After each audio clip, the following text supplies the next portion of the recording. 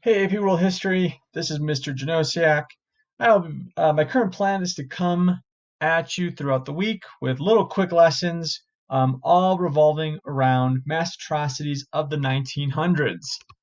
So your AP World course objective is to explain the various causes and consequences of mass atrocities in the period from 1900 to the present, with the historical development being that the rise of extremist groups in power led to the attempted destruction of specific populations, notably the Nazi killing of the Jews in the Holocaust during World War II, and other atrocities, acts of genocide, or ethnic violence. So our topic today is the Armenian Genocide. The Armenian Genocide was the systematic killing and deportation of Armenians by the Turks of the Ottoman Empire, and that by the early 1920s, somewhere between 600,000 to 1.5 million Armenians were dead, with many more forcibly removed from the country. Now, the Armenians had been in the Caucasus region for centuries and had passed between empires for thousands of years. At the beginning of the 4th century, the Armenians were the first to make Christianity its official religion. Um, in the 15th century, Armenia was absorbed into the Ottoman Empire. There was a bit of religious tension as the Ottomans and the Turks were majority Muslim, but they permitted religious minorities to exist and to practice their faith, even though they were part of a mostly Muslim empire. However, with the Ottomans, Christians had to pay higher taxes, and they had very few political and legal rights. Despite this, Armenians generally thrived under Ottoman rule, and they were often better educated and wealthier than their Turkish neighbors, which sowed early seeds of ethnic and religious resentment from the majority Muslim population. Okay. Um, when Turkish King Sultan Abdul Hamid II took power in the Ottoman Empire, he had a personal obsession with loyalty and was infuriated by this basic campaign of civil rights that had grown amongst the Armenian population within his empire. He is quoted as saying, "I will soon settle those Armenians," he told a reporter in 1890. "I will give them a box on the ear which will make them relinquish their revolutionary ambitions."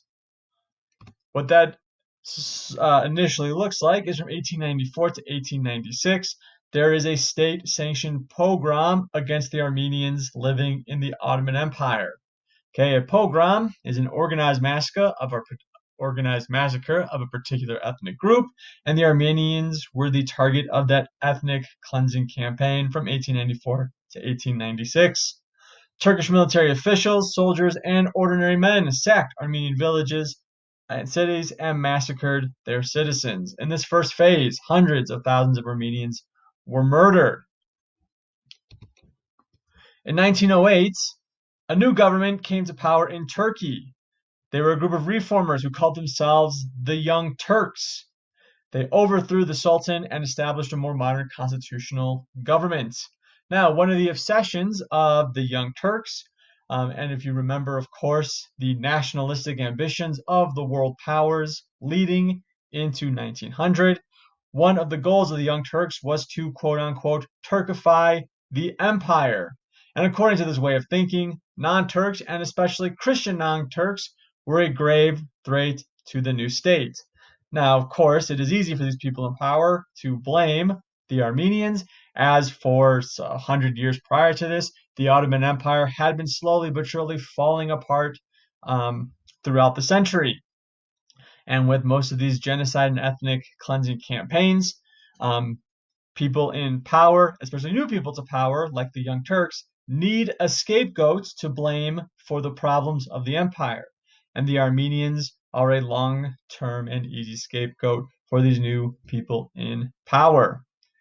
I have listed here the three pashas, the triumvirate that essentially ruled the Ottoman Empire at this time, and I'm going to name them because I think it's important to name them, as they are essentially the organizers and the masterminds behind the Armenian genocide.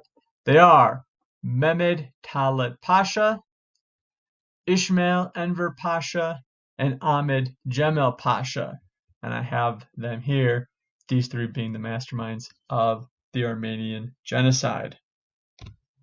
So in 1914, the Turks enter World War I on the side of Germany and the Austro-Hungarian Empire.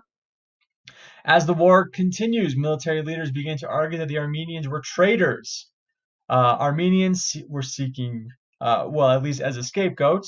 They said they made the claim that Armenians thought that they could win independence if the Allies were victorious, and rumors spread that the Armenians would turn against the Turks on the side of the Allies in order to achieve independence from the Turks. So again, tying again nationalism, right? There was a nationalistic movement amongst the Armenians themselves, who for centuries had been under the rule of the Turks, and as an Armenian ethnic group, perhaps have motivations for independence from the Turks themselves.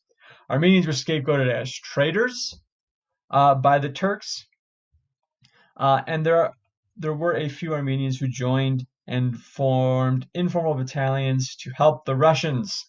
Now, of course, that was a small group of Armenians, but it is easy to then blame the whole ethnic group overall.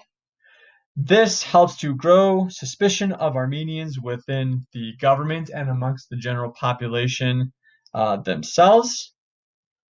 And because of this suspicion, the Turkish government pushed for the removal of Armenians from quote-unquote war zones all along the Eastern Front, and convening that the Eastern Front becomes all of Armenia in the eyes of the Turkish government. April 24th, 1915, the Armenian genocide began. That day, the Turkish government arrested and executed several hundred Armenian intellectuals.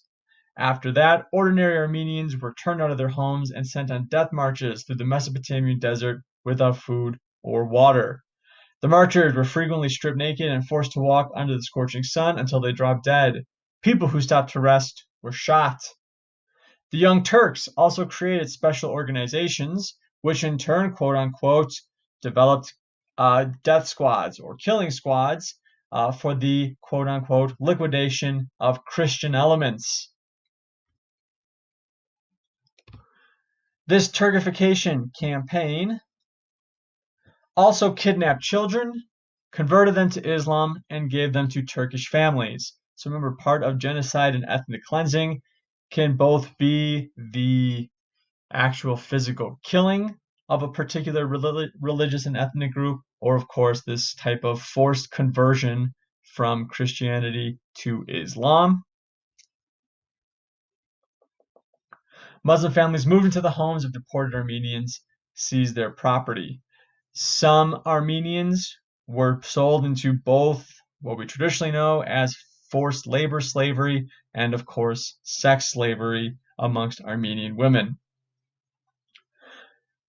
There are various reports about the overall toll of the Armenian genocide, but records show that there were 2 million Armenians in the Ottoman Empire at the start of the massacre in 1915. In 1922, when the genocide ended, there were only 388,000 Armenians left in what remained of what was the Ottoman Empire. The Ottomans surrendered in 1918 at the conclusion of World War I. The Young Turks fled to Germany, and they were promised that they would not be persecuted for the genocide.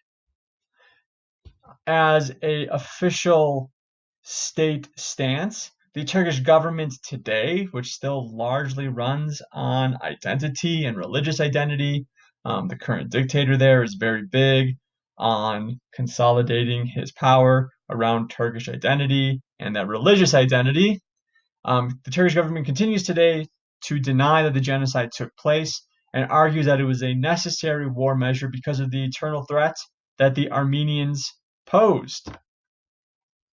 However, since the end of World War II, there has been a slow but steady and continuous push by global social justice seekers and Armenian activists to get the nations of the world to recognize the Armenian genocide.